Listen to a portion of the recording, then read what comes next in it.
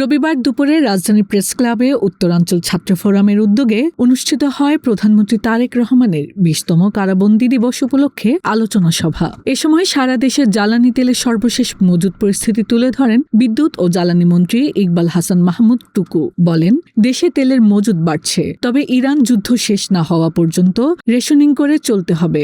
এ সময় তিনি আরও বলেন, মানুষের মধ্যে বিদ্যুৎ এবং জ্বালানি তেলের দাম বাড়ানো নিয়ে আতঙ্ক ছড়িয়ে পড়েছে, তবে এসব কারণে বিদ্যুতের দাম বাড়ছে না বলেও আশ্বস্ত করেন মন্ত্রী।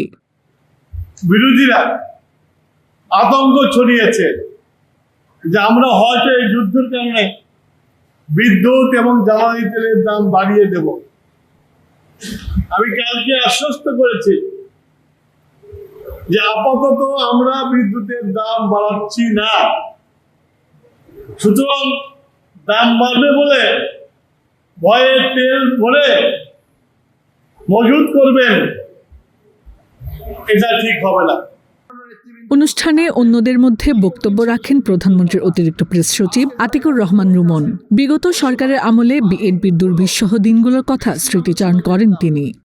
আমরা যখন এই প্রোগ্রামটি করতে আসতাম, তখন আমাদের পিছে কিভাবে গোয়েন্দা বাহিনী লেগে দেওয়া ছিল আপনারা জানেন। আমাদেরকে আসতে দেওয়া হতো না, জমায়েত করতে দেওয়া হতো না। আমাদের অতিথিরা যে এখানে আসবেন তাদেরকে আসতে বাধা দেওয়া হতো। বিভিন্ন ধরনের ফোন, বিভিন্ন ধরনের হুমকি, বিভিন্ন ধরনের ধামকি দেওয়া হতো এবং আমরা এই প্রোগ্রাম শেষে যে নিশ্চিন্তে বাড়ি ফিরবো তাও করতে পারতাম না। অনেকে রাস্তার মধ্যেই আটক হয়ে গ্রেফতার হয়ে যেতাম। অনুষ্ঠানে আরও উপস্থিত ছিলেন সংসদ সদস্য আমিরুল ইসলাম খান আলিম, স্বেচ্ছাসেবক দলের সাংগঠনিক সম্পাদক নাজমুল হাসান, ছাত্রদলের সাবেক সভাপতি ফজলুর রহমান সহ অন্যান্য নেতৃবৃন্দ। হাসনা আক্তার, দিনকাল ডিজিটাল।